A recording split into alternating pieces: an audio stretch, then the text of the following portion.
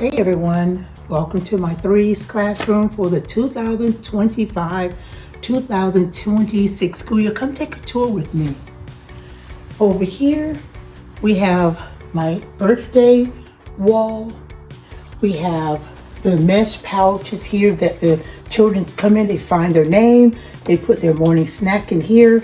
It goes down here, and then they put their water bottle here. Over here, this is just a Play-Doh table that the children have access to for table time first thing in the morning.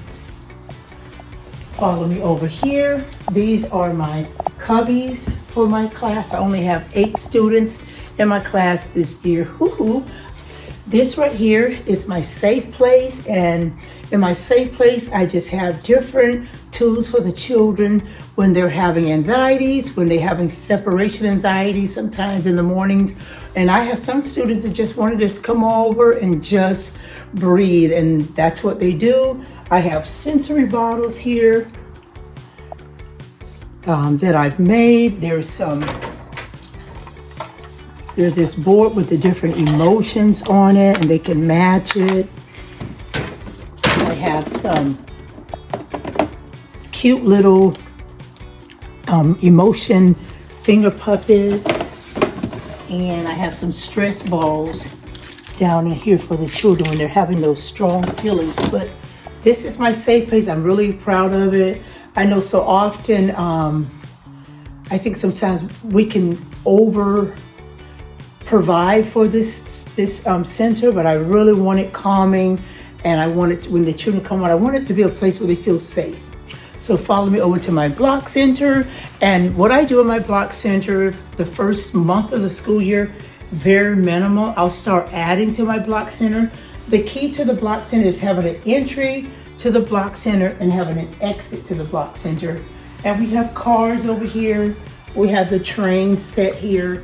I only have a few pieces on the train table, but I'll add more pieces to that. This is their little workbench that they have over here. We have a puzzle with construction vehicles. We have this little ramp here with cards, which they absolutely adore. And then I also have all of the blocks, and it's shallow so they know where to put the blocks when they're done.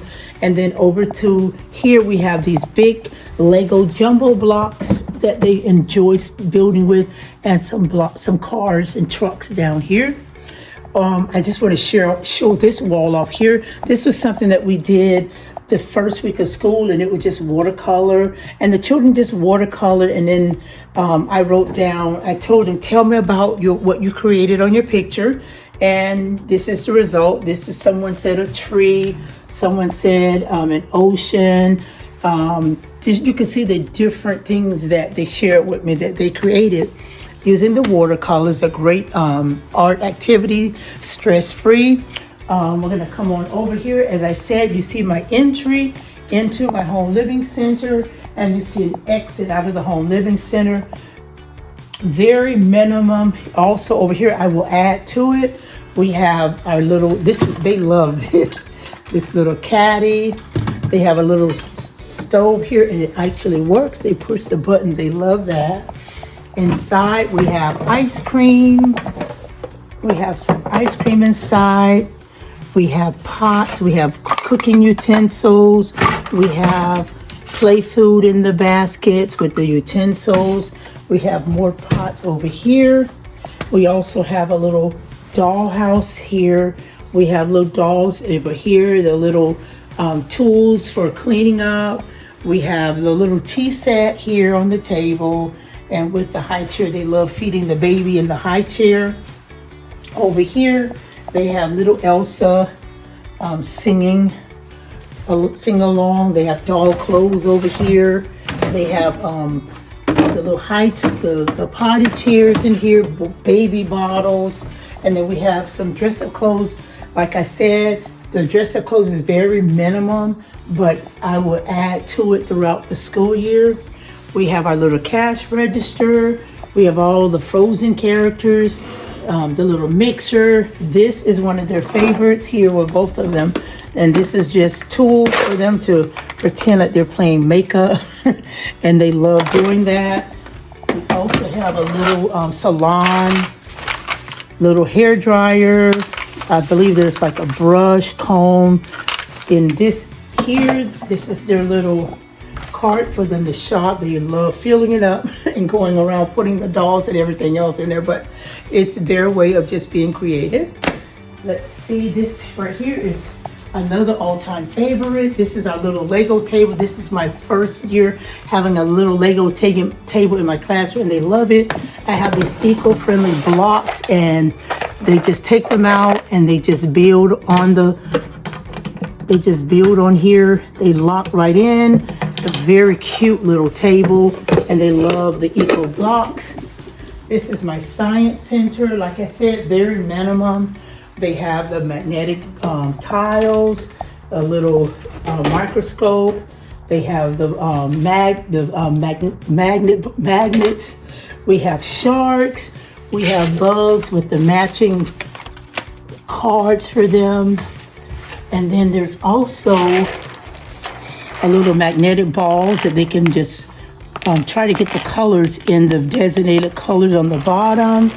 That's magnetic. We also have our sensor table, and my first 2 weeks of school I did have, this is the week for this was diversity, and then we talked about feelings, and we added feeling, faces, emotions inside of this. This was an all-time favorite center for them. We're gonna go over to, this is my focus wall, weakest focus. These are my group time rules. They love this. All I do is point. If a child isn't doing what's in our group time, I just point to it, and they automatically just start putting their spoons in their bowls. I call it spoons in their bowls, and they sit crisscross and they put their spoons in their bowls. My focus wall I have starting Tuesday, because we're out Monday, but starting Tuesday I'll have the shape we're talking about, the color, the letter, the number, and then the children will put the weather up every morning. These were the books that we read the first 2 weeks of school, mostly Pete the Cat books that children love. Pete the Cat is very repetitious, and they're very engaging books. So I love all of the Pete the Cat and a lot of the Llama Llama books. Let's see, we're gonna come over to, actually I wanna say this, this is my circle time rug, and I have 2 bookshelves over here, so when we're doing something, during transition, the children come in to take a book and they can come sit. I like to have 2 because I want the children to really have a selection of books when they're sitting on the carpet, and I try to switch these out. Every 2 weeks, I'll put a different set of books, especially when we're going through the seasons. Like I'll be putting out my fall books in the next couple of weeks on here, just along with other books that I feel like the children would enjoy. Coming over here, this is my library, and we have the puzzle here. We have the letter alphabet here. We also have some stuffies here on the little sofa here. They love just sitting here reading stories. There's puppets. This right here is very minimum. We have puppets, we have books, and then they just love sitting here just popping these out. So this is the library. I always have my Miss Dana's schedule up here, the specials that we do here at my school, and then this is my class list. Then we're gonna come over to the manipulatives math station, and that's here. There are Legos. This group loves Legos. We have Legos. We have the buttons. We have Bristol blocks down here, and I'll switch this up also.